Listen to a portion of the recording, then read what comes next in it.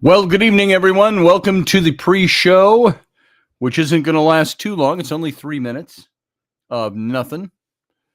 Just setting up, prepping to make sure we're all ready to roll for the radio station, the radio feed, which goes live at 3 minutes after the top of the hour. So welcome, everybody. Good to have you here. Glad that you made it in. How was your day today? Today was a fantastic day here. Hey, Uncle Dave. Hey, where everybody, he says. Haven't seen anybody else yet. I just got here myself. So, it was a gorgeous day today, huh? Those of you who are here. And those of you hiding in the wings, hey, Susie Q. Good to see you. And it was, after having such cold weather, it was 40 degrees today. And 40 degrees, I don't even know if that was official. It might have been warmer. But because of, again, the southern exposure out my front door and my garage door, on that big wide open yard there, it had to be at least 50 degrees out there all day today.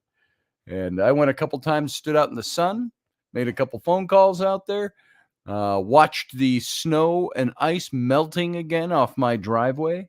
Makes me very happy. I'm pretty sure we'll have snow again and ice before the end of winter, but this is awfully nice to have this warm front coming through. So it's going to be warm for a couple of days. Uncle Dave just got to see it from the window. One of those days, huh? I know what that's like. Raining down in field guy territory in New Orleans. We got 2 minutes, by the way, before we go live onto the radio station. Matt Finn, good to see you, brother Finn. Nice to have you here. Steve Clark, nice to have you, brother. Good to see you. You had a high of 48. That's pretty nice if it's not like tornado 48 or rainstorm 48. It was nice and sunny here, and it was fantastic. It was shirt sleeve weather, practically. So I'm sure you'd have gotten cold sooner or later. Hey, Roy Palvido. Good to see you here. Guys, we got a half a minute. We go live over on the radio station. Just so everybody knows, this is just the pre-show. Nothing to write home about, nothing to go apeshit over, nothing. It's just the pre-show. And it lasts for 3 minutes, just to make sure we're all set up. So pretty soon here, I'm going to go dark, but you stay right where you are, and the show will start on time. We got 6 seconds. Stand.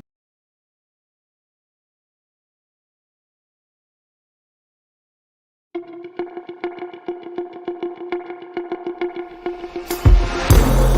Intrepid radio program with Scotty Roberts. Intelligent talk.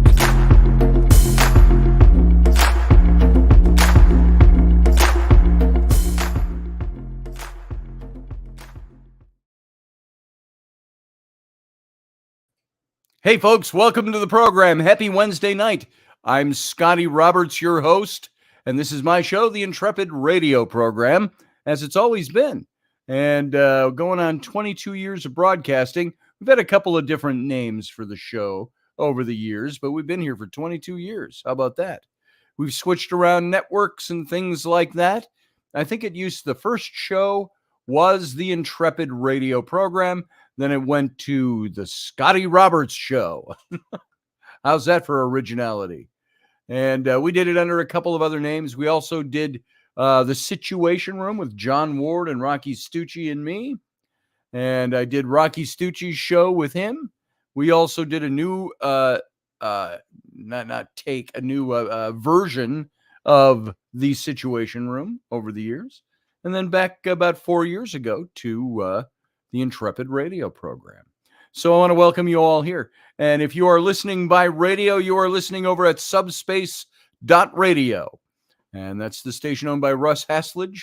And go check him out, trekfederation.com. He could be a .org. I'm not sure. You have to go check it out. Trek Federation and also subspace.radio to see the full lineup.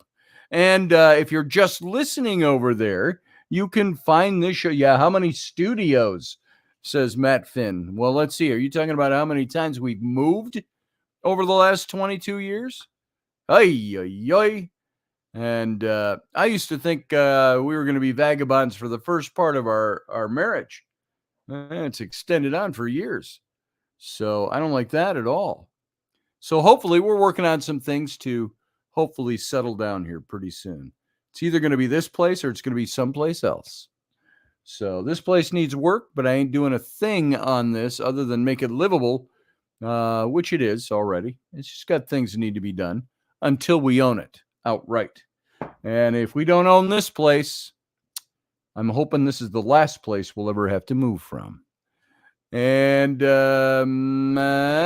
you're listening over on the radio, subspace.radio, as I was saying, you can come over to the YouTube channel and watch the videos simulcast. It's not always really exciting. It's more colorful than radio, than just audio, because I got stuff to look at. That's why I got stuff here. And I got things over here like, Tooloons, tumblers, and penman hats, and Son of a Patriot. And over on the other side, we got all the books I've done and stuff like that. And then junk in my background, swords and Bigfoot and Amenhotep II back there. No, that one's Senenmut. I'm sorry. Senenmut. I had a little brain fart there. And Amenhotep's who we're talking about tonight. But all of that to say, you can come over to the YouTube channel. When you're there, subscribe, hit the subscribe button. Click the little bell. You'll get notifications from YouTube. And also, why don't you join the channel if you haven't already? Many of you are already members of this channel. If you join the channel, show is always free, folks. But all the joining the channel is you get to help out this effort to the tune of $1 a month, $3 a month, or is it $4 a month, and $15 a month. You can make a choice of what level. And there's supposed to be all kinds of goodies that come with that. Every now and then we slip some out, but there hasn't been a lot yet. But you can come and do whatever you'd like to do to help this show exist. And all of those of you who do, I appreciate it. So that's what the join button is for. And other than that, you can go over to Facebook. You can see the live video simulcast over on Facebook. If you're on the chat rooms in Facebook and any of those channels, it'd be my channel, Mr.Scotty.Roberts, or Intrepid Radio, or Subspace Radio, or what else is it under? Is it under Intrepid Radio, me, Subspace? And I think that's it, those three. And you can also see it on Twitter, my Twitter page, under Scotty Roberts. I think it's Mr. Scotty Roberts, but I'm not sure anymore. And but it does broadcast over there. And so there's lots of places where you can watch this show. And right now, as I've already kind of hinted a little bit, we're working on doing a little rebranding of this effort. And not sure if we're going to stay on YouTube or not. We'll see. If we don't, we'll announce it plenty of time ahead of time so people know where they're going. And there'll always be announcements. But I think we'll have some fun with it, doing this rebranding. So you guys all stay in tune. Yes, how many broadcasting locations? I was wondering. Well, Matt Finn, we could go through that, but that might take a whole show to go through all the places we've lived and all the places we've had this studio and et cetera, et cetera, et cetera. And then all the places where we haven't lived, were just temporary studios while we were traveling and things like that. So I'm drinking out of my daughter's mug tonight. Here, she said I could use it if I showed you. It's because all the mugs in the house are dirty right now because kids didn't do their chores. There you go. It's we bought this up at the Ojibwe Museum up in Mille Lacs. And it's a pretty neat little mug. I got this for Rowan. And she said, you can use my mug. It's clean. So there we are.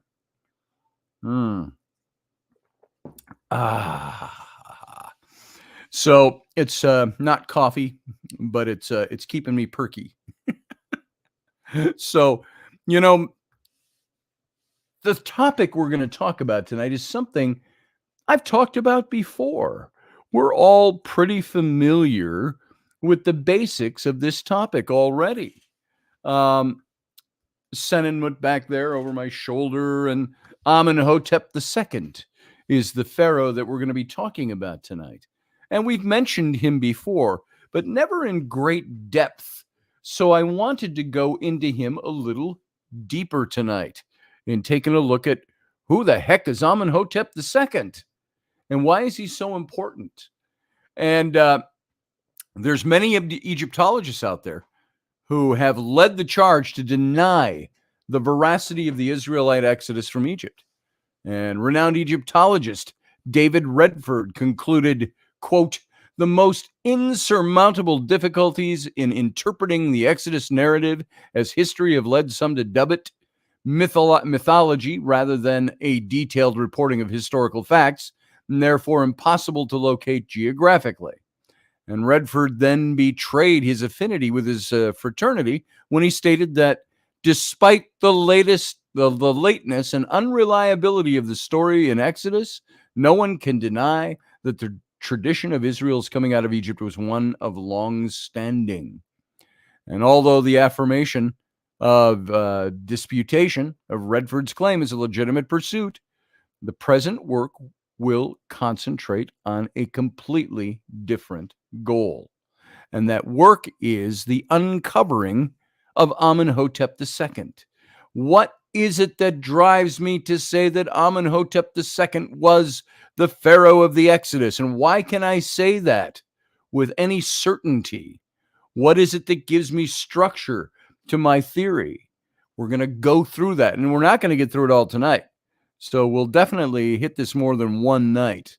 Probably be next Monday before we hit this again after tonight. But we're going to get through a considerable amount of material tonight. So while debate has long raged over the trustworthiness of biblical narrative, hell, you even know me by listening to this show, that I rail on some of the passages in Scripture that seem untrustworthy and where there seem to be gaps or where there seem to be very biased interpretations. And of course, if you think you're telling the truth, you're going to be biased. I get that part. But the affirmation, the disputation, all of this is stuff that exists when you're looking at biblical narrative. And it's raged. The debate over an Israelite presence in Egypt in the middle of the second millennium BCE, less, and what we're going to talk about tonight is less of the focus has been placed on the identification of the exodus-pharaoh, who would have ruled over Egypt at the time of the Israelite exodus. Now, I personally have dug into this, I think, deep enough for radio, but not super deep, because there's so much more information that can verify why I have hit the nail on the head with Amenhotep II. I don't think there's any disputing this. I know there's good scholars out there who dispute with me over it. There are those who have PhDs and other letters behind their name that say I have no right to make the assertions I make because I don't have any letters behind my name. And and I would dispute with them over that. Just because I don't have an institutional degree doesn't mean I don't know what I'm talking about, and I haven't done the research. And I've been researching this for many, many years. So I lose my place in my own notes because I'm sorry, I got to put on my glasses. I don't like to have them on, and I don't like wearing glasses unless I need to. I wear these all day when I'm doing graphics and design and writing and stuff on the computer, and I like to take them off for the show, but then I got to put them back on and they're all crooked. All my glasses are crooked in the same. Look at that. Here, I'll exaggerate. They're all crooked like that. I don't know why that is. I've got like there, that's sitting. I got my street glasses when I'm not sitting on the computer. Look at that. Those are the same way. So they're off kilter. Those are my bifocals. Well, these are bifocals too, just different. These are computer bifocals. So here we go. Let's dig back into this now that I can keep up with what line I'm reading. And so the debates raged on for over 2,000 years. But there is one thing you have to look at. If there's to be any possibility of an Israelite presence in Egypt, or an exodus during this same era, a synchronization of ancient Israelite and Egyptian chronology would have to validate a specific pharaoh who not only fits the mold chronologically, but one who meets the stringent biographical requirements presented by the biblical text. Now, I have always said this pharaoh I believe to be Amenhotep II, who was the son of Tutmosis III. Tutmosis III, his father was Tutmosis II, who died young. His wife was Hatshepsut, the female pharaoh, who became female pharaoh. She was not the mother of Tutmosis III, as he was born to a harem wife, but she took over as pharaoh because she said her father, Tutmosis I, insisted that she eventually become pharaoh. And this is the line into which Moses would have been born. And so I've gone through this many times in the books I've written and in shows that we've done in the past and so on. So here's what I want to look at. We got to look at who would have ruled. Why can we pick out a specific pharaoh who fits in into the chronology? Why is the chronology trustworthy?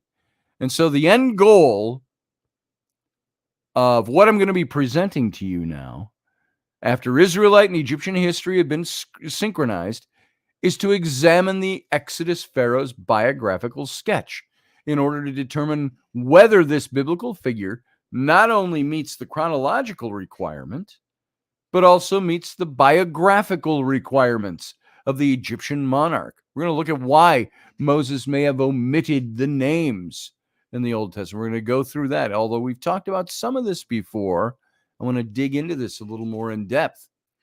And so there's two views that dominate the landscape for dating of the Exodus.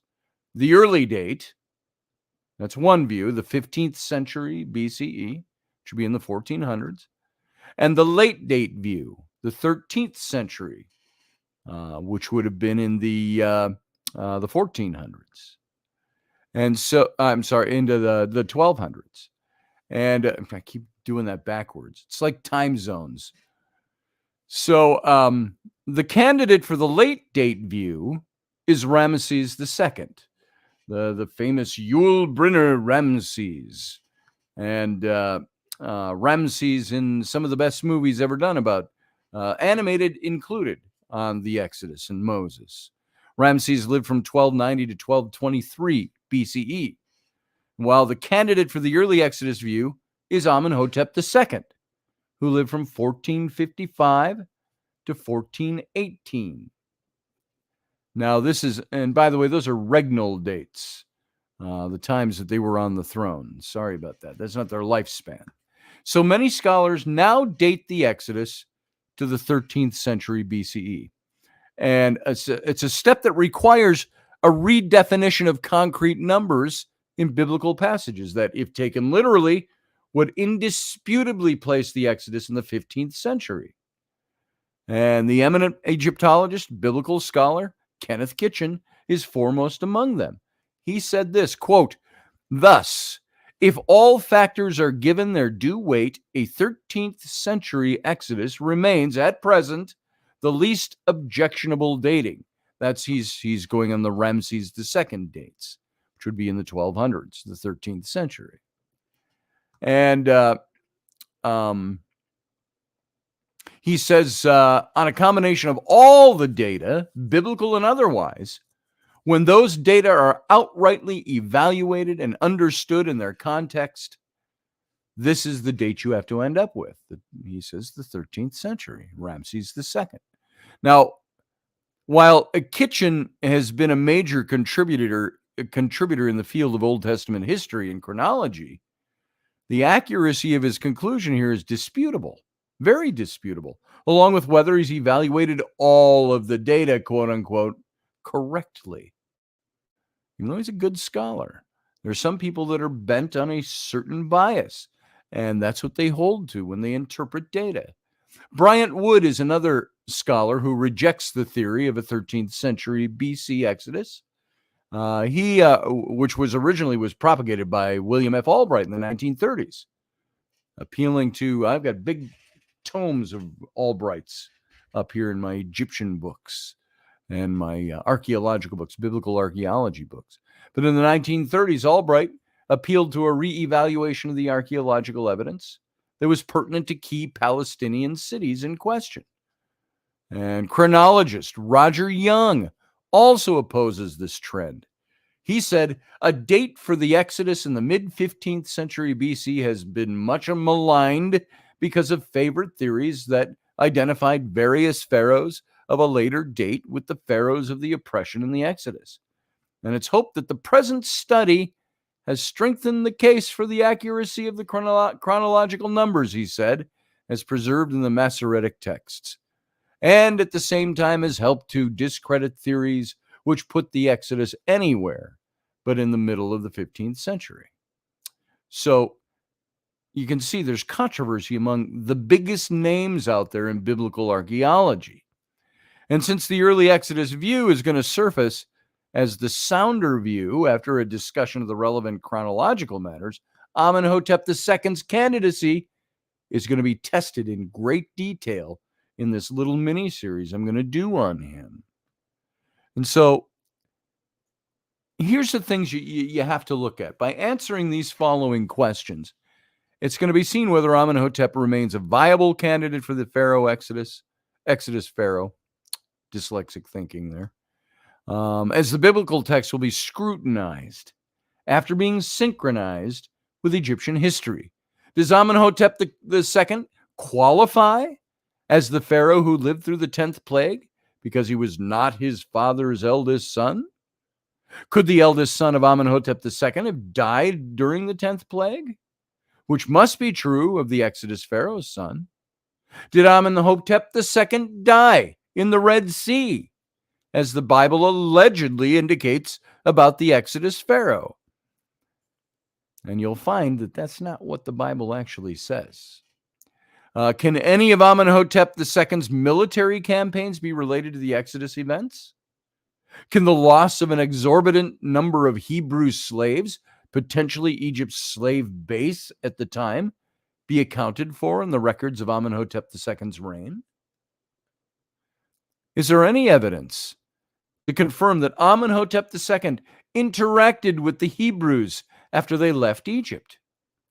If Amenhotep II is the Exodus pharaoh, could the obliteration of Hatshepsut's images from many Egyptians' monuments and inscriptions be attributed to backlash from the Exodus events? I have purported yes, but we're going to dig into that a little bit deeper. And so there's 3 introductory bits of background matter that I want you to look at here. Number 1, the reason for Moses' omission of the Exodus pharaoh's throne name. Here's reason number 1. Now, every time Moses wrote the dynastic title of the Exodus pharaoh, it was devoid of the pharaoh's throne name, like Sesostris, Amenhotep, Ramses, etc., etc., etc., which is known in Egyptology as praenomen. And this, however, was not the practice of later biblical writers, especially writers of the historical books, who routinely transliterated each pharaoh praenomen, beginning with the reign of Pharaoh Shishak. See Shishak mentioned many times in the Bible. For example, Shishak is named in the Old Testament 7 times, though never is he referred to as the Pharaoh of Egypt, even though he was the Pharaoh of Egypt. The same is true of Pharaoh Necho, whose name appears 9 times in the Bible. And the only exception to this rule, apart from the 21 references in the prophetic books of Isaiah, Jeremiah, and Ezekiel, where the Egyptian monarch is referred to only as Pharaoh, is when the Hebrew authors retrospectively write about the Exodus pharaoh, always leaving him unnamed. Could very well be that they just didn't know anymore by the time they're writing those books 1,000 years later. And the question that arises is why Moses consistently omitted the throne names of pharaohs. especially in the historical book of Exodus. So this is something worth thinking about. Number 2, omission. Well, actually, this is kind of a point underneath that first point. Omission of the Pharaoh's throne name is not theologically motivated. So now get this. The Bible was written as a theological book. It's a theological book that contains the history of Israel in the Old Testament. And the absence of the Pharaoh's praenomen in the biblical history of the second millennium BC is often used either to support the assertion of the legendary nature of the Exodus narrative or to demonstrate that the Hebrew writers were not truly interested in history. These are the reasons given. And these criticisms, however, they all dissipate under a closer examination of the practice of Moses' day. Hofmeyr nobly suggests, another biblical scholar, he suggests that the absence of Pharaoh's name may ultimately be for theological reasons, because the Bible is not trying to answer the question, who is the Pharaoh of the Exodus, to satisfy the curiosity of modern historians. Rather, it was seeking to clarify for Israel who was the God of the Exodus. This is what Hofmeyr had to say. And so to support this idea, Hofmeyr appeals to Exodus 5:1, that passage, which he uses to suggest that Pharaoh not only rejects Moses' petition to allow the Hebrews to worship Yahweh in the desert, but rebuffs Yahweh by denying knowledge of him at all and setting the stage for a subsequent series of plagues in which Yahweh manifests his power both to Pharaoh and to Israel. And Moses thus avenges Pharaoh's reproach of God by leaving him unnamed. This is what Hofmeyr puts forward. And I've got a lot of little side information here. By the way, these are some notes I have in here. It's probably more accurate to refer to the Red Sea as the Sea of Reeds. We've talked about that before. It's that mass of wetlands and lakes that are just to the northern tip of the Red Sea. And up near the Suez Canal runs through that now, from the tip of the Red Sea to the Mediterranean in the north of Egypt. And so the Sea of Reeds. But the traditional designation, something that we're going to use, the Red Sea, throughout this. And while any given pharaoh of Egypt's new kingdom received a throne name, a praenomen, upon his accession, either as the sole monarch or as the co-regent for a senior pharaoh who wanted a smooth regnal transition at the time of his imminent death, he merely appended his praenomen to his nomen, the birth name that had always been with him. So each name was enclosed in a cartouche, which you find in hieroglyphs that are associated with these pharaohs.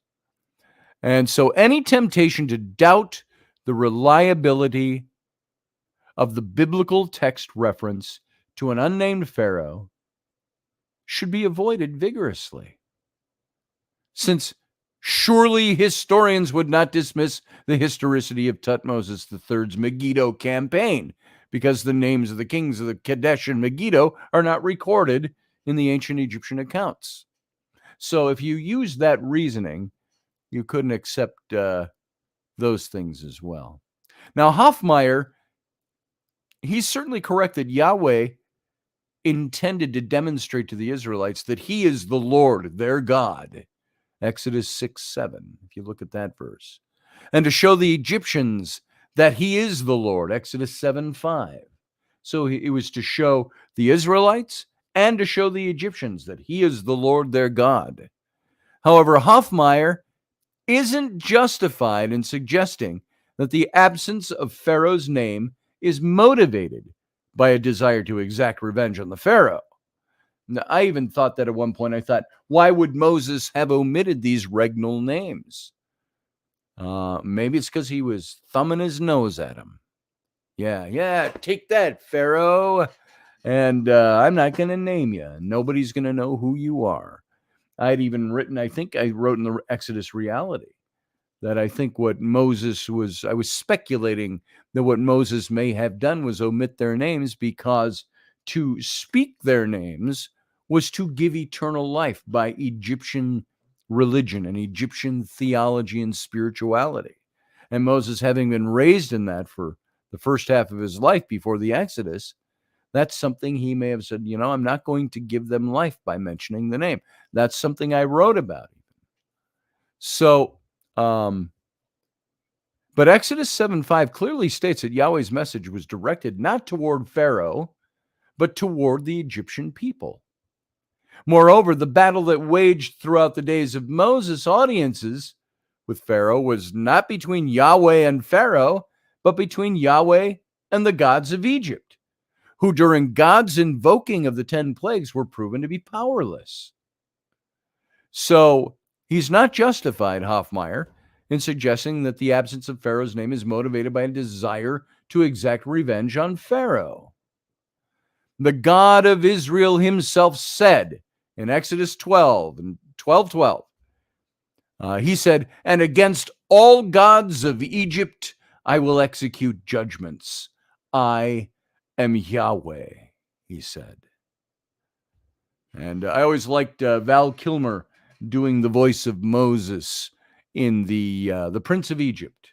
Beautiful, beautiful DreamWorks animated film, which was really nothing new. It was really kind of an animated version of the Ten Commandments, updated with Moses and Ramses. But Val Kilmer also voiced the voice of God in the movie at the burning bush.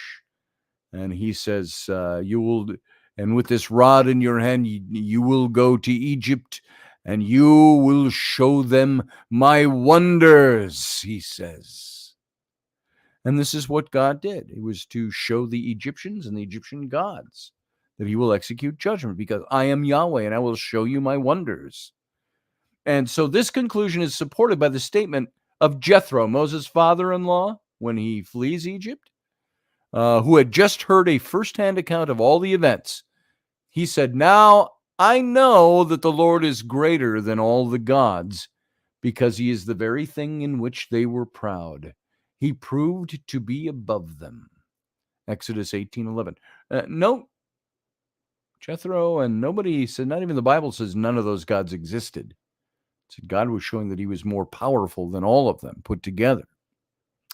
Now, Jethro understood the point. Yahweh resoundingly won the battle of the gods. And he proved both to Israel and to Egypt and to the rest of the ancient Near East that he alone is divine. Now, that's a big question too. If you saw all these wonders, this is where I have sought not to poke holes, but saying, is this a hole that's there in a gap in our understanding and in Scripture? Because why, after seeing all these wonders of God, where God proves to the Israelites and the Egyptians and the gods of Egypt that he is more powerful, why only a mere handful of weeks later, when they've crossed the Red Sea, they've seen the Red Sea, they've seen all these powerful miracles as listed in this story in Exodus, why would they get to the mountain of God and start doubting and ask Aaron to build them a god, a calf god? That only happened within 2 months of the Exodus. Not even 2 months. So you're talking a handful of weeks. And these people were all already saying, "Build us a god," they said to Aaron. What does that tell you about either what the people saw or what they believed? So, wow, I'm looking at our numbers. We got about 20 less people watching this show than we normally have. Is it the subject matter? I don't know. Is it me? I think I'm okay. So, anyway, let's move on. Pharaoh's throne name might have been omitted in accordance with contemporary Egyptian historiography. And this is another point that people have made. So if Moses didn't permit Pharaoh's personal name for theological reasons, then why did he omit it? The answer is found in the historical development of monarchical terms. The dynastic title, pharaoh, derives from the word that literally means great house. So during Egypt's Old Kingdom, which is 2715 to 2170 BCE, the word pharaoh was used of the royal palace. And not until sometime during the middle of the 18th dynasty, slightly before the reign of Tutmosis III, the father of Amenhotep II, was it used as an epithet for the Egyptian monarch himself. However, the standard practice of Tutmosis III's time was to leave enemy kings unnamed. It was in official records, in their official records. And the campaign of Tutmosis III against a rebellious coalition at Megiddo, instigated by the empire of Mitanni, was fomented by the king of Kadesh on the Orontes River, who, in the annals of Tutmosis III, merely was called that wretched enemy of Kadesh. They didn't name him. Moreover, when Egyptian scribes listed the booty that was confiscated, listed the booty that was confiscated after the Battle of Megiddo, they didn't name the opposing king whose possessions the Egyptians plundered, referring to him only as the prince or the Prince of Megiddo. So the Amata Stele of Amenhotep II, which boasts of the king's successful battles against 7 Syrian tribes of Takshi, Takhsi. It identifies these foreign rulers only as 7 chieftains, whose names are left all unrecorded. In the Memphis Stele of Amenhotep II, not Memphis, Tennessee, Memphis, Egypt, reference is made to his campaigns in Edom, Canaan, and Syria. All the foreign kings whom he defeated, deposed, or killed also went unnamed in this victory stele. So mention was even made of the chieftains of Naharan, the land to the east of the Euphrates River, the Kati or the Hittites, and Babylon. And so despite the prominence of these kings, they nonetheless remained anonymous as well. And so during the Ramesside period, the 1300 to 1100, the singular term pharaoh was used widely, continuing to be popular until the late period. And so as Hoffmeyer again suggests, from its inception until the 10th century BC, the term pharaoh stood alone, without juxtaposed personal names. And in subsequent periods, the name of the monarch was generally added on. Therefore, Moses' practice of omitting Pharaoh's throne name next to the dynastic title Pharaoh followed the standard practice of his day in ancient Egypt, not coincidentally the site of his literary training. So Moses also refrained from writing the names of other pharaohs who were tested in the Pentateuch, including the good Pharaoh, whom Jacob blessed and Joseph faithfully served. And so what theological reason could there be for omitting the name of this blessed Pharaoh? I don't think there is any, not theologically. Certainly the answer cannot be to keep him humble, since Moses wrote centuries after both this Pharaoh and his dynasty had disappeared from the earth. Therefore, the Exodus Pharaoh's name was neither omitted for theological reasons, nor to discourage the curiosity of modern historians who desire to identify him. Instead, the Exodus Pharaoh's throne name is absent for one reason alone: a skilled writer named Moses, born in Egypt, trained as a prince in all the ways of the royal court of Egypt. That says that, by the way, in Acts 7:22 in the New Testament, that Moses was born in Egypt and trained as a prince in all the ways of the royal court of Egypt. He followed the standard practice of his day by leaving unnamed foreign monarchs who assumed the role of a dreaded enemy of his own nation of Israel. So you're starting to see what digging a little deeper, digging into this stuff, going into this a little further gives you a little more information. So what I'm trying to do here is lay out the course of reasoning that is used to determine the answers to some of these questions. All right.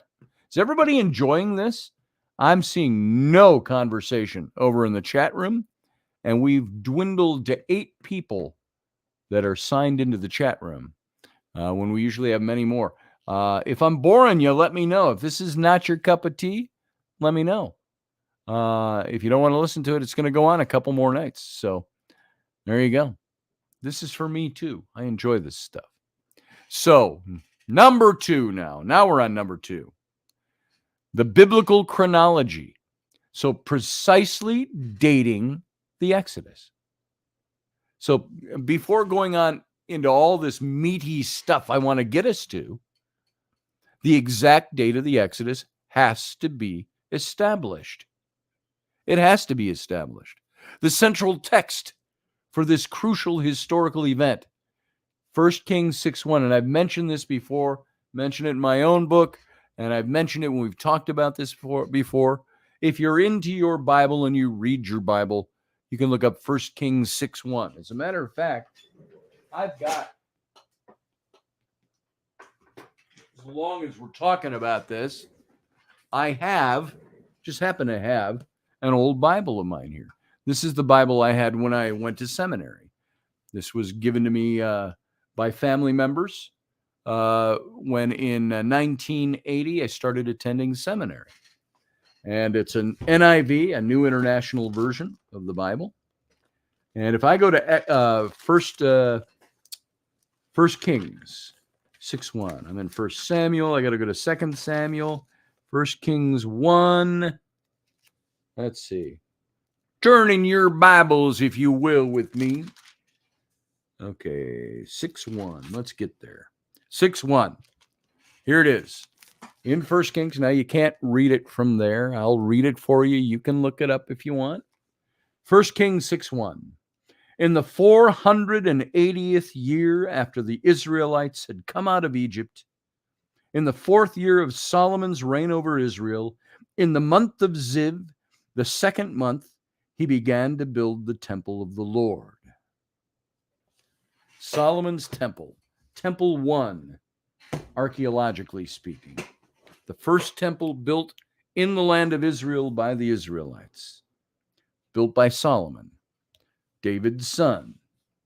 So you've got this passage. It says, in the 480th year since the Israelites had left Egypt under Moses during the Exodus, that Solomon started building this temple. And so here's the big question then. What date was that temple built? If it says 480 years earlier, the Exodus took place. It really is that easy, folks. And Temple 1, of course, was dated to the mid-10th century BCE, right around 950-ish, thereabouts, BC. Now, this connects the Exodus to later Israelite history by noting that Solomon began constructing the temple in the 480th year after the Exodus, signifying an elapsed time of 479 plus years. All but the minimalists agree that the counting of the 479 years should begin with May of 967 or 966 BCE. Because that's the date, depending on whether one accepts Young's or Thiel's version of the Solomon's regnal dates.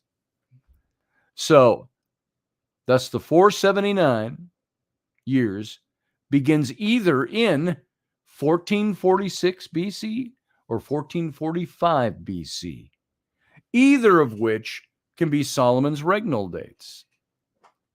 Either of which can be aligned with Solomon's regnal dates of 480 years later, substantiated by the biblical text, harmonized with the conclusions drawn from all of this stuff we're starting to look at now.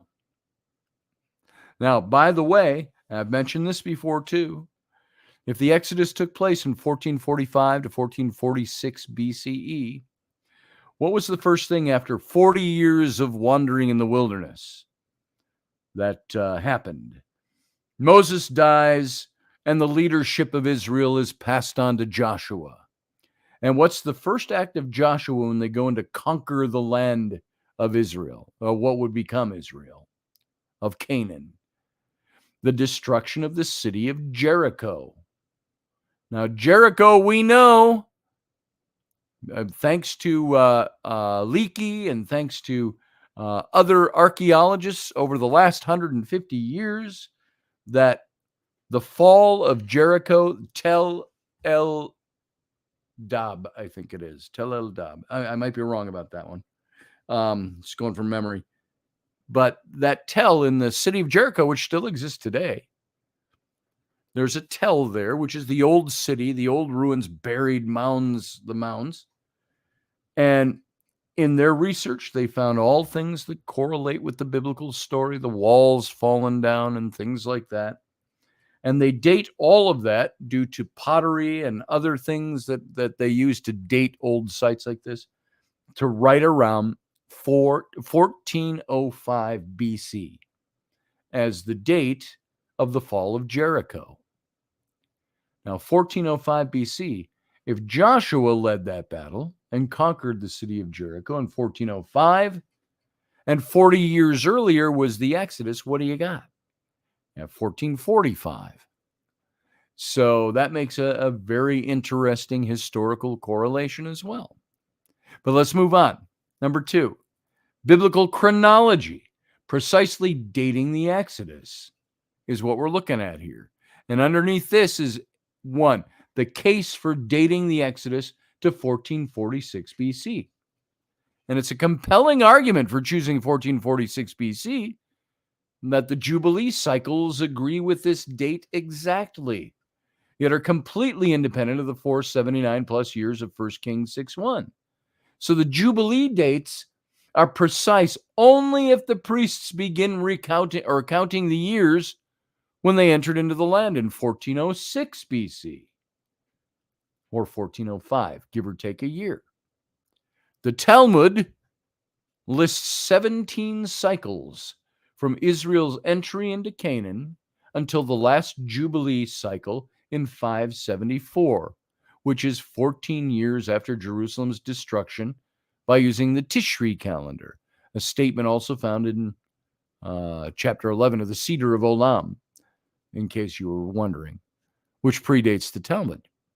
And consequently, 1446 BC is preferred over 1445 BC. So you got to look at things too, like when did Solomon die? The rough date is something that you have to look at to see if this is when he died. You have to look at all these different dates, all these things that are outside. So it says he may have died from between 601 and 602 BCE. 599 to 603 says young. And so there's dates that are all over the place again. And then you also have to look at, it says, the new moon that began of Nisan, not the automobile manufacturer, but the new moon, in 1446 BCE, reported occurred at 2142 Universal Time on Wednesday, the 8th of April. This is all recorded in Egyptian history. So the new moon that began the month of Nisan in 1446 BC reportedly occurred at 2142 on April 8th, a Wednesday. It's funny that you can get those dates for a new moon that go back 3,500 years. That's very interesting to me, anyway. And assuming that there were no significant variations in the Earth's rotation, apart from the roughly 25 seconds per century that NASA allows for the tidal retardation of the Earth's rotational velocity. However, 2 variables have to be factored into that equation. the date used to mark the new moon varies slightly according to the point of observation. So in the eastern Nile Delta, where the land of Goshen and the Egyptians and the royal city of Memphis were located, or Mennefer back in that day, where they were located, the time is 2.1 hours ahead of longitude 0 at Greenwich Meridian. So the new moon, and listen to all this stuff, soak this in. This is what it takes to figure these things out.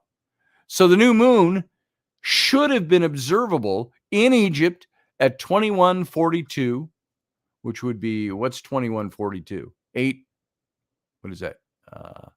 8:02 or 8:42 p.m. plus 2.1 hours equaling 23.48 hours or 11:48 p.m.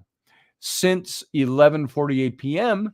was after the sunset on 8th of April, the sunset was the standard time for Egypt's priests to declare a new moon upon observing the moon's crescent. They would not have declared a new moon that night or a new month that night. Instead, they would have waited until the next night, which for now can be assumed to be the 9th of April. However, the Earth's rotational velocity is varied on 2 prior occasions. Beyond the variable of 25 seconds per century, events not acknowledged by NASA, and the first occasion of the long day of Joshua, in which the sun stood still and the moon stopped until the nation took vengeance on their enemies, an event that transpired for about a full day. Joshua 10:13, you can find that. Strictly speaking, the earth and not the sun stood still. And of necessity, the moon's relative proximity to the earth did not vary. So the moon stopped moving as well. The second occasion was during the days of Hezekiah in 703 BC, when the shadow went back 10 steps on the dial, and a terrestrial phenomenon that represents a retrograde motion of the earth. Since the length of these 10 steps and the position of the sun at the time are unknown, exactly how much time this represents is unclear, but it probably didn't exceed a few hours. Thus, these 2 events together represent a variation of about 1 full day, meaning that the first day of Nisan in Egypt actually fell on Friday, 10th of April. And from here, the biblical text can extrapolate the Exodus date. And so the Lord said that on the 10th day of the month, Sunday, 19th of April. So you can look at all this fascinating information and say, this is how you can start to conclude or draw conclusions. When I wrote about Moses and wrote about the Exodus and wrote my dates and wrote about that guy, Amenhotep, who I believe was Moses in Egypt, all the dates correlate. All these little functions of time and planetary movements and star movements, Sothis, the movement of that star, and from where you stood on the earth when you were reading that star, all factor into making these dates. So the second case for the date for dating the Exodus to 1267, which I believe is way too late. This is the late date. Some prefer dating the Exodus to 1267, interpreting 480 figuratively. Actually, dating the period of the oppression in the Exodus to the 15th century has been largely replaced in favor of the 13th century date. And one reason for this surge is an alleged superior correspondence with the historical and the archaeological record, since, one, the earliest extra-biblical attestation to Israel's presence in Canaan is the Merneptah Stele of 1219 BCE, and two, that no evidence of the Israelites in Canaan from 1400 to 1200 BC even exists. However, late Exodus proponents should remember that there is also an invisibility of the Israelites in the archaeology of Canaan between 1200 and 1000. So the extension of their invisibility by 2 more centuries should create no additional burden to the dating. And Millard notes by analogy that the Amorites are absent from the archaeology of Babylonia, as only the texts attest to their presence. Yet no scholar doubts their impact on Mesopotamia's history in the early 2nd millennium BC.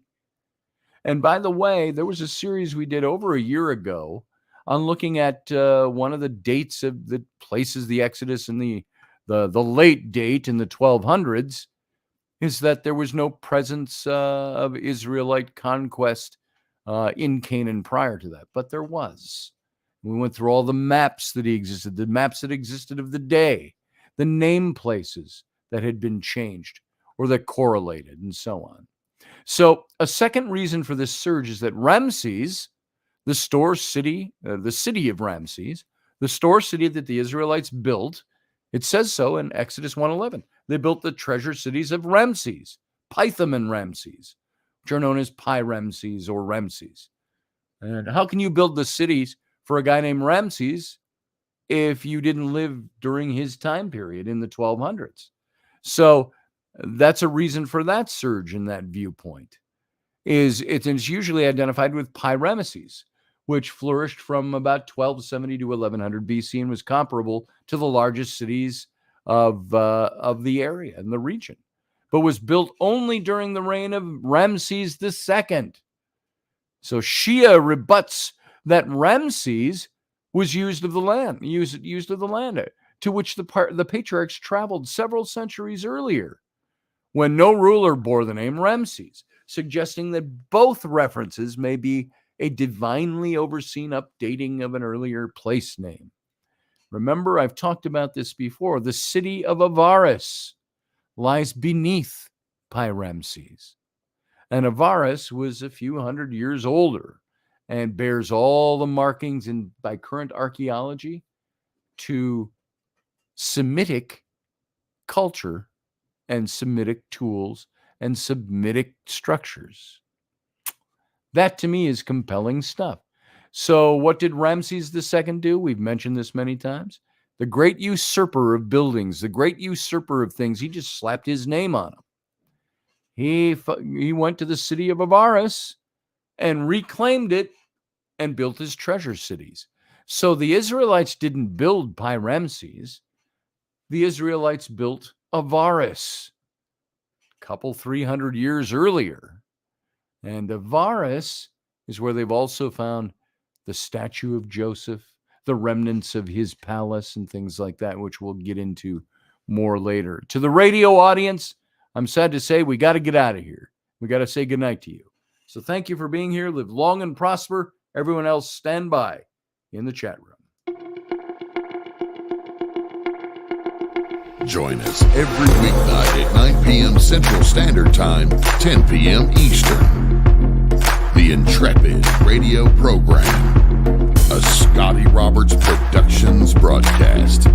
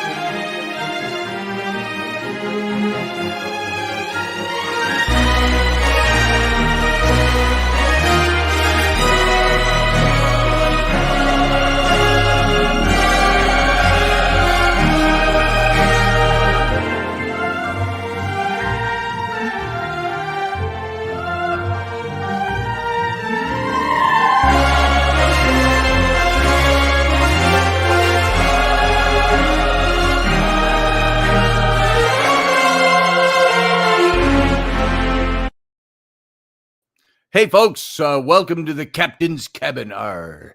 And it's not going to be a long one tonight. I know I say that a lot. Sometimes we get dragged out into a longer conversation than I want to do. Tonight, I'm still a little out of it from having been sick last week.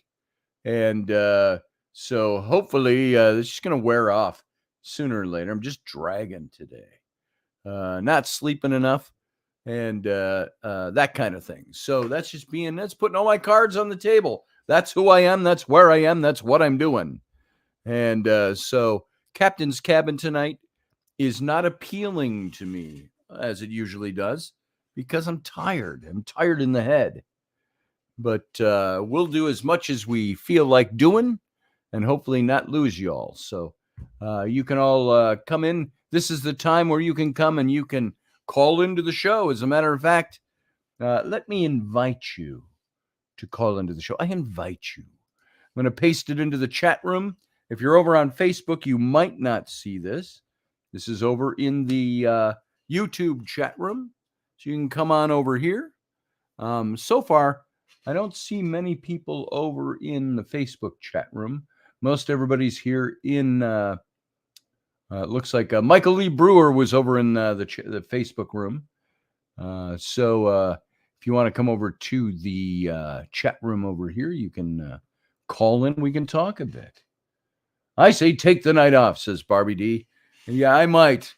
I just might. We'll go a little bit, but just enough to make me go, okay, I did something. We'll be listening. Captain, sir, thanks for a great show. Hey, you're welcome, Susie Q. Thank you. Morgan Snow, know how you're feeling. Scotty says Morgan Snow. Yeah, there it is. Give me 2 hours. I'll run the show, says Field Guy. I'll bet you could. Cheers to you. For those of you who may have missed it at the beginning, this is my daughter's mug that I bought for her a couple of weeks ago up at the Ojibwe Museum up on Lake Mille Lacs here in central Minnesota. And it was a beautiful mug. I like the little character is also painted inside the mug. But this was my gift to her. And she let me use it tonight because nobody did their chores. And so there's no dishes done. Every single cup in the house is dirty. I have twice this week during the days washed those dishes myself and by hand and put them all away too. The kids can't seem to get them done. It's just a kid thing. So I got to crack the whip tomorrow. So thank you, Morgan Snow. It's Ojibwe. It's a beautiful mug. I'm trying to see what it says on here. I can't read it. Oh, it's the artist. Muskai Noel is the name on there. If I pronounced that right. So there you go. So, hey, we got a couple of people out there hanging in the wings. We got Field Guy. How you doing, Fieldy? I'm doing good. And we got Uncle Dave moving all over the place. What the heck are you doing, Uncle Dave? Give me 2 hours, and I'll triple the audience to 0. I'll do what I did on my stream last night. Dave, that looked curiously like an anus, but I don't think it was. No, I was just rotating my screen. All right, he was doing something like this, and all you're seeing is this kind of. Because that's where I had to do the drop window to get to the rotate because I had it locked in portrait.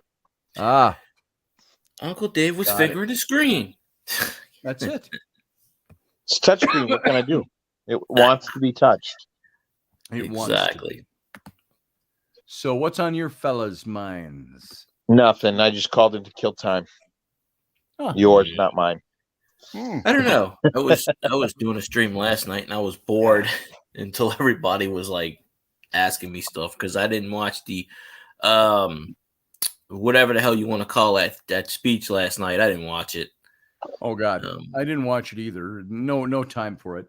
I saw enough of it. But we should all be thankful. Clips. Yeah, we should all be thankful. We should all be thankful. Liar, liar, pants on fire. You gave us a nice heat wave across the country today. Yep. It was already 79 degrees here. I don't need it any hotter. I saw the portions Always be hotter. that were pretty pertinent.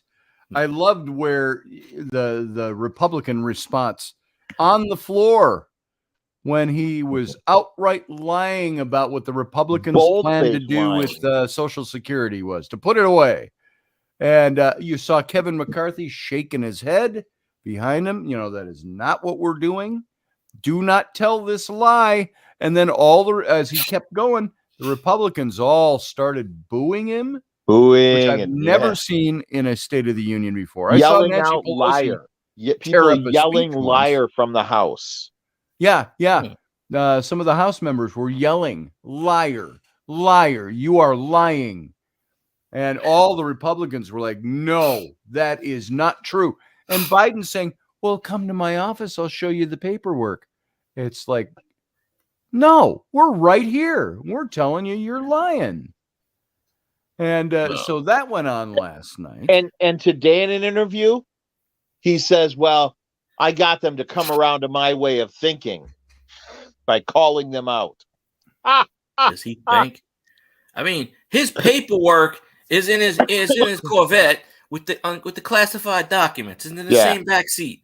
So do you think that the person interviewing him on that believed that the Republicans were brought around by Joe Biden? No, I don't think so.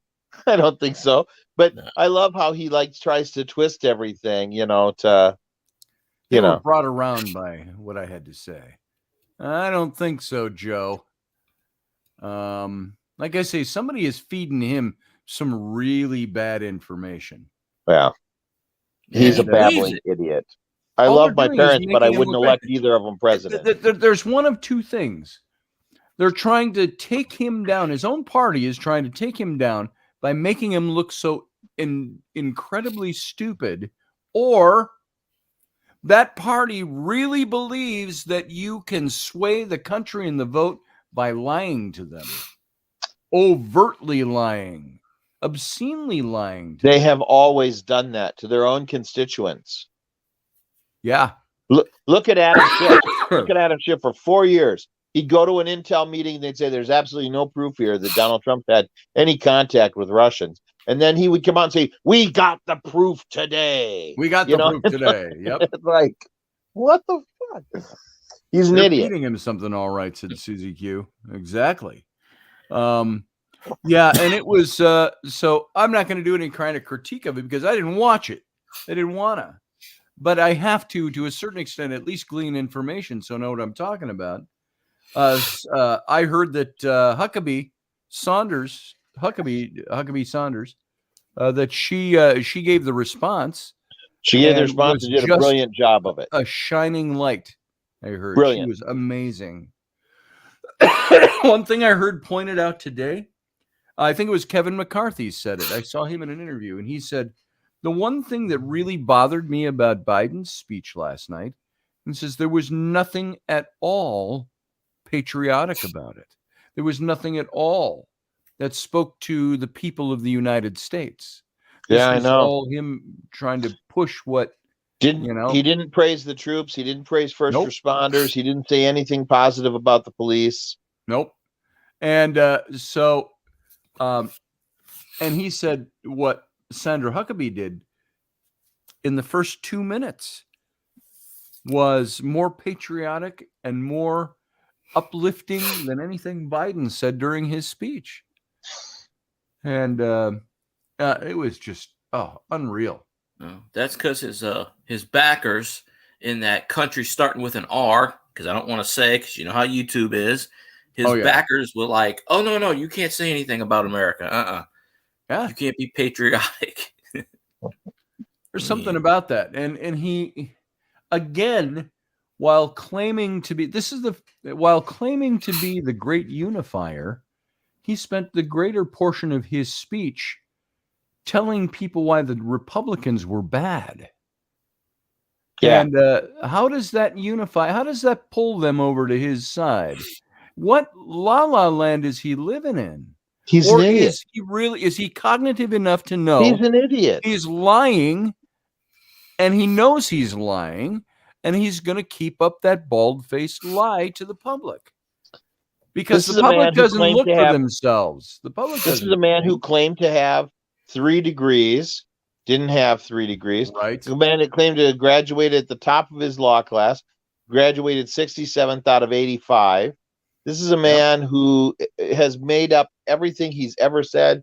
He's plagiarized over and over again. They ran a whole bunch of his speeches where he's plagiarized from the Kennedys, from various people. Last night they were running how he was plagiarizing from Donald Trump. They would run his line and then what Donald Trump said, almost word for word. Yep. Crazy. Yep. He's an idiot. He is. Is he an idiot, or is he just really so cognitively destroyed that no, he's an idiot. He's always been an idiot. He's always a combination of all of them. He's an idiot. He's got dementia. He's got Alzheimer's. He doesn't know where he is. And the people in his ear are telling him crap. Where they were talking about his degrees. He's in front of a bunch of people. Yeah. And this had to be 30 years ago if it was a day. Yeah. And he's yelling at the guy, and he's saying, I got a bigger IQ than you and all that. I got a higher IQ than you do, he said. And this is Biden in his heyday. Yeah. It's like, oh, really? Well, once an a-hole, always an a-hole. I guess. Big time. Corrupt, always corrupt. He must be delusional that he actually thinks he has a chance for re-election. It's just, oh my God, that boggles me. Well, they've been pumping him up probably all the way along to keep him excited about what he's doing, and they're pumping him up with information. I'll bet the information he has isn't what the rest of us know. Part of what scares me is I think the people that are behind him actually think that he could do it. Yeah. That scares me more. They do it the first time. I remember Rush Limbaugh saying when Obama was going through his second election, and it was the night before the election or the day before, and Limbaugh said, I have no fear of Obama winning a second term. He says, we can survive another term of Obama.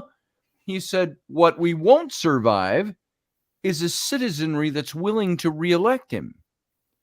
And this is exactly what I would fear if Joe Biden ran. He would get, the only way he would get elected is a citizenry that thinks he needs to be in there instead of somebody else. Which I just don't understand. I don't get it. I don't understand how anyone could look at, even when he said like 2 days ago, he's like, hey, look at the terrible mess that I was handed, and I've saved America. And I'm like, what the hell are you talking about? You weren't handed a mess. You were handed the golden keys. I wish that Trump had not listened to Fauci and those advisors and not shut the country down, because he would not have lost his reelection if we'd entered the election with a strong economy. Yeah. And he was following the advice of these people that said, you got to do it or we're all going to die. Yeah. And he was given anyway, so yeah, well, he was given false information. Yeah, it's and again, all I can do is just agree.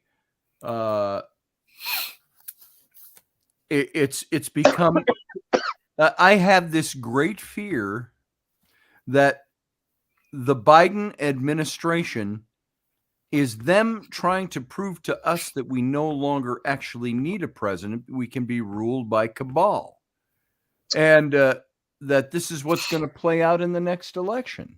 That it's going to be, you can still vote for Biden because all these other people are the ones actually pulling the strings. But the big question is, do these other people pulling the strings, are they pulling them the right way, or are they destroying the country? Well, I saw an interview with Putin, and I don't know how old it was. Well, it's fairly old because they were asking him about Trump, and I think Trump had just been elected. And he said, I've met Trump. He's very intelligent. He'll be a great president and all this stuff. But he goes, until he gets to Washington and finds out the men in the dark suits are actually running the things. Yeah. And he says all the politicians with their blue suits, they sound like they're in charge, but it's the men with the black suit that are actually controlling things from the bureaucracy. And he said, when Trump finds out what's really going on, he won't be able to do the things he wants to do. Well, Trump actually did the things he wanted to do, and that's what pissed off the bureaucracy. Yep. And here's the big question. What do we do to prevent a Biden administration part 2? Or he's running. He wants to run in his head. What did he say over and over last night? I heard this talked about too. He kept saying, we got to finish the job. We got to finish. That's campaigning. He's campaigning in the State of the Union address. Well, and you have people like Hillary have come out. There's several, Hillary and Warren and a handful of other biggies have come out against Camilla. Yep. They all hate Camilla. They're going to pull her down so that she's replaced before the re-election. Yep. And I'm betting that Hillary's going to ask for that job. Mm-hmm. I want to be vice president. And then you're going to resign right afterwards. Yep. So it's going to happen. Something like that. They'll have a plan. And what are the Republicans offering? We are offering Trump. Is Trump? We know he's a strong candidate, but the question is, if he's our guy, Trump in a position where he could win the next election? Well, I just think that Republicans just have to come out of the woodwork. We've got to vote. Yep. But now, who are the alternates? Haley. I would vote for her. I would vote for DeSantis. I would vote for DeSantis if he chose to run, if he was the nominee. And I don't know why Trump is bad-mouthing him. That bothers me about Trump. I think that none of the Republicans should badmouth each other. We should stand unified to put our best candidate forward, and whoever gets it, everybody jumps behind. That was a Ronald Reagan rule. He says, never speak ill of another Republican. And it's one thing to say, I want to do it this way, and DeSantis wants to do it that way. Now, I don't agree with that, but that's, that I'm okay with that. But to attack your fellows personally, I don't think that's good. Because at some point, he's going to need your support or vice versa. Yep. Look at the situation right now. You have a vice president who, during the election, called him an outright racist. Yes. And then said, "Oh yeah, I could work for him as a black woman." What the fuck? What? Yeah. You just told me he's an outright racist. Why would you do that? Exactly. Because none of that matters. It's all BS. It's all BS they use to try and get votes. Mm-hmm. Mm-hmm. All I can figure is that Trump does this thing where he attacks those that would run against him, and he says it's part of the political game, and he's fine with them afterwards. But I don't think he needs to be doing that. We're not. You look at the state of the last presidential election. We're not in a place to mess around. We're in a place to get the best person that's going to win the vote.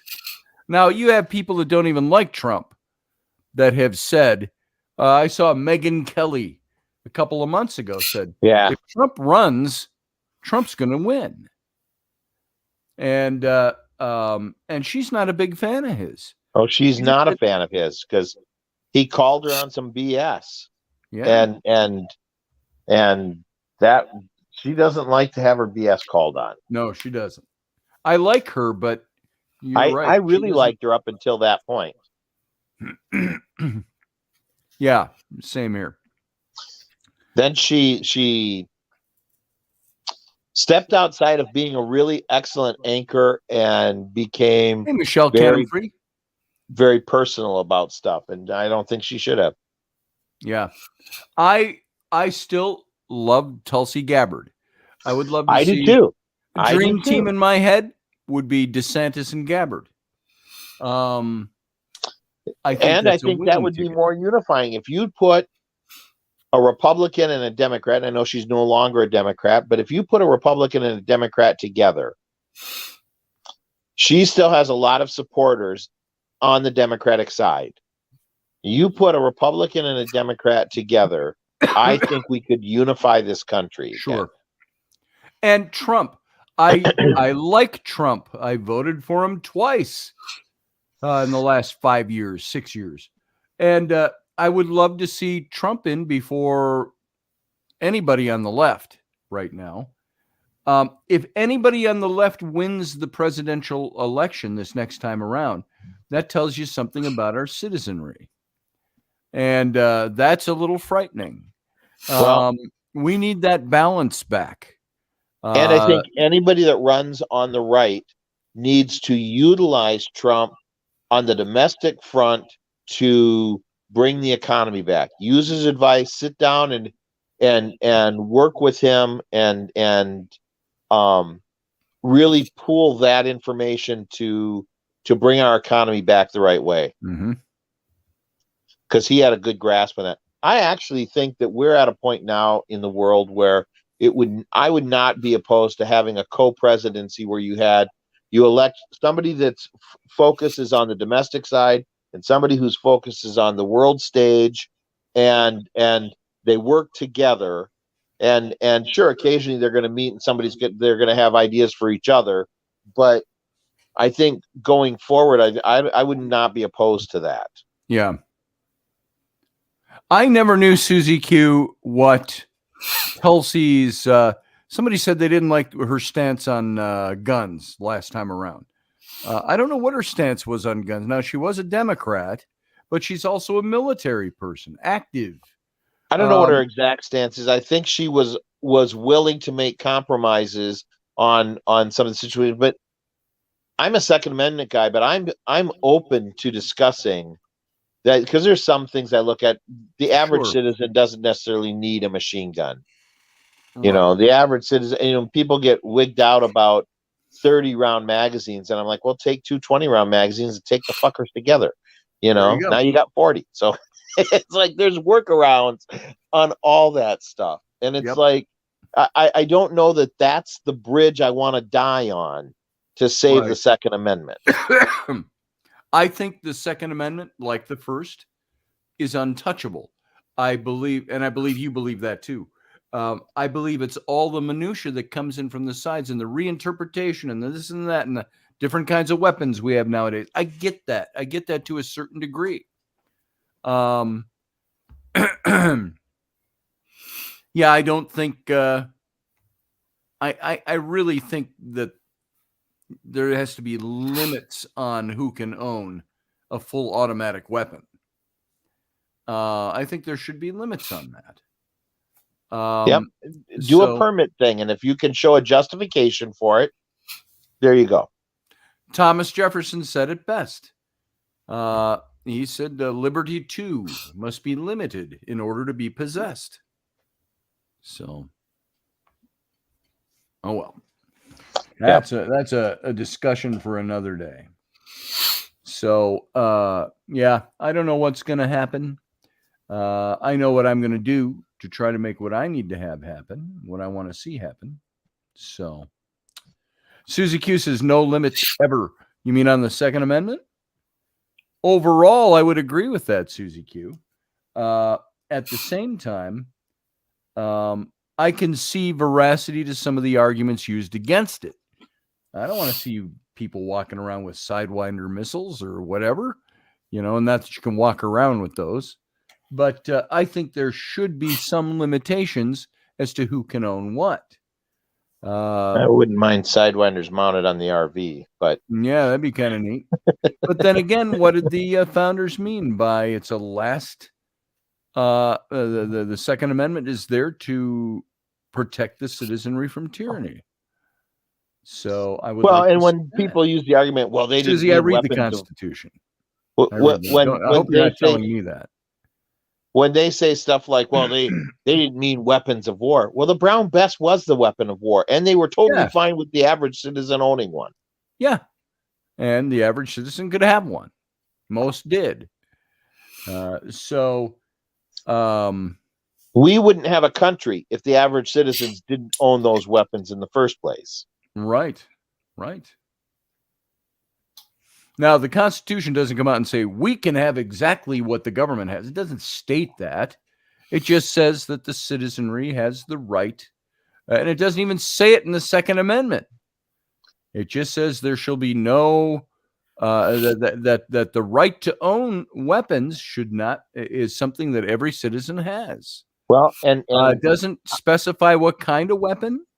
There are a lot of private citizens out there that own tanks and own fighter planes and things like that. Now, which would surprise a lot of you, but the reality is it's true.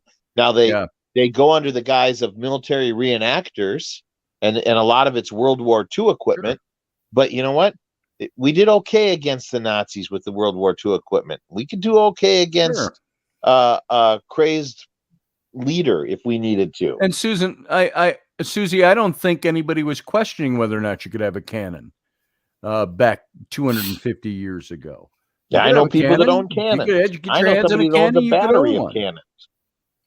So it's like, I still like the kind of tongue-in-cheek argument that says, well, if you think that the Second Amendment only applies to squirrel flintlocks and muskets, then I guess the first doesn't apply to electronics or TV or radio, because those things didn't exist either.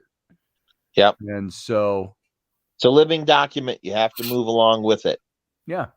And yes, you can own a tank. I know people who own a tank. I know there's a guy I follow that's rebuilding an F-16. Yeah. There you go. I'd like to have an old Corsair, personally. Yeah, that's my favorite, too. But I know a lot of guys that own P-51s and Corsairs and P-40s. I love the sound of a Corsair when you start it up.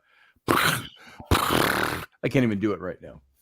But it got a great sound to them. So, yeah. And broomsticks can be replaced with real 50 cals real easily. Mm-hmm. Mm-hmm. So, well, just limit. I don't drive. Everything. I can see me driving a tank, says Barbie D. Yeah, that'd be fun, Barbie D. They're easy to drive, frankly. I'm gonna drive a tank backwards. You got two little just levers. Into residential houses, just for the hell of it, because it's my constitutional right. That's right. Hey, a bus not down here, but the next town over, this lady, she has a school bus and she bought it and it's full of graffiti where you can't see anything in the back or the front. And she was on some kind of drugs and she went right into a house. Oh, boy. Boom, no kids on it or nothing. And she walked out. She's like, this is my constitutional, I swear, she came out. She said, this is my constitutional right to drive a bus into a house. And then they arrested her. I agree with you, Susie Q, on that. So we're supposed to have whatever it takes to preserve our republic from a tyrannical government. Right. Now, it doesn't state that in the Constitution is the problem. It doesn't say it that way. But it is written about that in the Federalist Papers. If you read the Federalist Papers, it supports that idea in the Second Amendment. I wish some of these amendments, the Constitution they'd written, put a few more words in it, please. Just to be clear. They did that on purpose to be vague, just so they can interpret in this country wouldn't fit into a tank. How true is that? It's like, I think it's this way. I couldn't drive a tank. I'd be too claustrophobic. That way. That's what I think they did. So I don't like getting into tight, small places when it comes to driving and climbing and stuff like that. I'm with you. I'd rather own a cannon. That'd be fun. But I'll buy one for my son. Here, son, I got you this tank. So he could stream it on YouTube. Wouldn't that be cool? Yeah. Be buy like, an old look, missile base. 14-year-old drives tank in the middle of the road. How many views would he get? Hey, could regarding the Baroon from the other day, the Chinese Baroon shot down on Saturday, could a civilian have shot that down? Probably. Well, would it have been legal for a civilian to have shot that down? My only question would have been the altitude. He'd have to have something that could reach that altitude. Yeah, to get that high. And know who can shoot anything 60,000 feet above the ground. Yeah. I would say it's legal because it's unlegal to have a balloon in the first place. I'm like, hey, Gatling gun. Steve wants a Gatling gun. I'm just doing my patriotic duty. that the government's not doing and taking out this piece of balloonetry. And they can have it. I'd be like, it falls to the ground. Hey, you can keep it. I don't want it. Yeah. Prove that I did it. Why That's are what I guys not out there prove shooting that I it down? did it. Well, and they can't get high enough with a shotgun. Unless they have a camera so tight that it zooms in right to your butt and they can see the dimples on your face. An Estes rocket with an explosive charge. Prove that I did it. Yes. Hey, there's 14 million people down there with a ski mask on. How you know it's going to be me?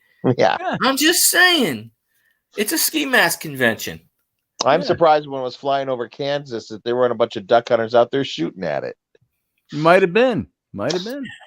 Steve was not out there when this happened. If Steve was out there when it happened, he would have shot it down. I'm pretty certain of that. Yeah, pretty certain. He would have been like, "What the hell is that thing?" I didn't even know anything about it until the next day. I was like, "Oh, okay." Yeah. Well, nobody knew about it. It wasn't announced to the public till Tuesday or Wednesday of last week. Well, and I'm still trying to figure out this BS. They're saying there were 3 balloons that came over while Trump was in. They just didn't tell anybody in the administration. Well, that's so you're saying NORAD knew they were there but didn't inform the president or the Joint Chiefs. That's it. Or the head of the CIA. What the hell? Because nobody from the Trump administration was informed that there were 3 balloons that flew over this country. Yeah. You know that is a bullshit lie. Well, and being as told the NORAD guy Biden's worded it today, he said, well, there were 3 balloons. We just didn't know about them at the time. Well, how do you know about them now? Yeah. What the hell is that? If you know about them now, why didn't the president know about them 6 years ago, whenever you say it happened? Yeah. Well, they're saying they didn't know about them then. They just found out about them. Well, where's that info coming from? Where is that information? If nobody knew about it back then, where'd you find that information now? Who wrote about that? There are so many people that have come out on B this. as in B, S as in S. Yep, exactly. So many people have come out on this and said the Biden administration, as we've already established from things he said last night about Social Security, and the Republicans jeered him. McCarthy's sitting right behind him, just shaking his head. You lying sack of shit. He wanted to stand up and say. He should have just got up and just was ass out of your head. Punched him right in the mouth. That would have been good television. Get somebody to just punch him right in the damn mouth and say, "Hey." And here's Biden saying to all the Republicans calling out, "You are lying." They're saying in the chamber during the speech, and Biden's going, "I've got the paperwork in my office. Come and see it." They go, "You are lying, and you're being lied to, because that is not the Republican agenda." I'll be at your Corvette at 6 a.m. Yep. With all the other classified documents that he has. Got the key to your Corvette? We can look at it. License, registration, secret documents. Yeah. I don't know where Bauer is. It doesn't matter because we're going off air here in a couple of minutes. So, well, Professor, you're gonna have to make it another night. I'll cut you short then, because I've got to fly. It's time to put the parents in bed. So, go put your parents to bed. It's such a weird exchange of life, that it's like. I'm sure, yeah. So. But it's very much like dealing with the kids when they were toddlers. Are you two still talking? It's nights out time. Yeah. Go to bed. Stop talking. You don't have your hearing aids in and you're shouting at each other. My kids have been pretty good this week with getting to bed, which is good. They still bicker about everything else. I have, because Rainey's out of town and I am here alone. And when the kids are off at school, it's like, have we made all the scout meetings and hockey games? Yeah, I have. Well, we had the timing wrong on hockey tonight. There was no game. There was rehearsal. Everybody's telling me it's at 6:30. And they went up and looked on the big calendar, Rainey's big calendar. I can't do nothing unless I write it on the big calendar. Well, apparently she wrote on the other calendar, the little calendar, that it starts at 5:30. Well, we all thought it was 6:30. So we had her there at 6:30 on the nose. Guess what?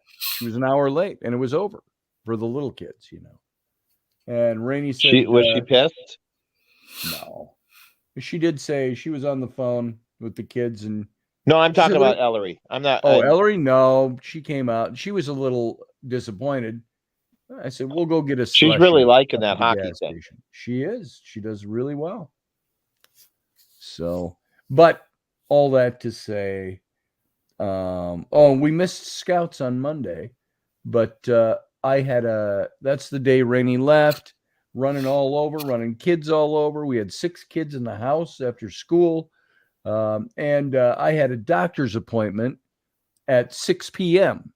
and I had to go and get lab work done first. And I go to and we totally, Flynn came with me. He didn't mention, we just totally spaced that it was Monday. So we didn't get to Scouts for Flynn on Monday. And then Rowan's hockey tonight earlier. I'm going to go double check now and make sure I know what's going on Thursday and Friday night. That's been my thing is there's always something going on. And it's like once the kids are done school, I might as well be done working for the day because I got to run everybody everywhere. We go back and forth and this and that and the other thing. We got road tour basketball practice, Acton Hall basketball practice last night. What happens when you leave an artist in charge? Everything's a rehearsal. Yeah, it's rehearsal. So we did get Rowan to her basketball rehearsal last night and on time and picked her up on time. I set alarms for all this stuff so I don't space it by doing something else. That's how men do. Yeah. Okay, I got to fly. Get out of here. Put those folks to bed. See you, Dave. You, Field guy. See you, Uncle Dave. Have a good night. And Fieldy, I'm going to get out of here. I'm probably going to go to sleep. I'm tired of myself. It's raining outside. That puts me to sleep very fast. Nice. You know what I do? I turn on videos, YouTube videos that have rain coming down. That doesn't work for me. I mean, I do videos. I'll listen to like Howard Stern or something. It's got to be somebody talking for me. Or there's this classic baseball on the radio, YouTube, old baseball games from the 60s, 70s, 80s. I just listen to that and it puts me to sleep. I turn on historical shows. I listen to a lot of history and I just let the shows, they'll just keep streaming one after another. And so I listen to a lot of history shows at night when I go to bed. And Rainey doesn't like me to watch those shows. She'd rather have me put on like Om music, rest soul restful. And it's not really music. It's just continuous tones and things that sound like music, but it works. So I put that stuff on and that helps.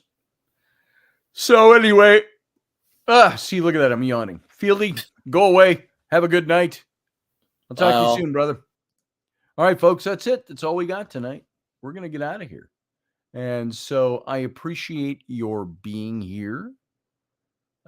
If you are not subscribed to the channel, subscribe. If you have not joined the channel, join the channel. And you can join the channel for $1 or for $4 or for $15 a month. Whatever level you want to support it, but the show is always free. So appreciate everybody that does that. And it's not a lot, to tell you the truth. If all 1,200 members of this channel did the middle of the road one, the $4 a month, we'd be doing okay every month. That's all I do is this radio show. We'd put a lot more stuff into it, a lot more juju into it. So anyway, look at that, consider it. And that's all we got for tonight. We will be back Friday night for Friday Night is Ghost Night. Or Friday is Ghost Day. That's what it is. And so we'll see you back here then. So everybody that's here, just want to tell you, live long and prosper.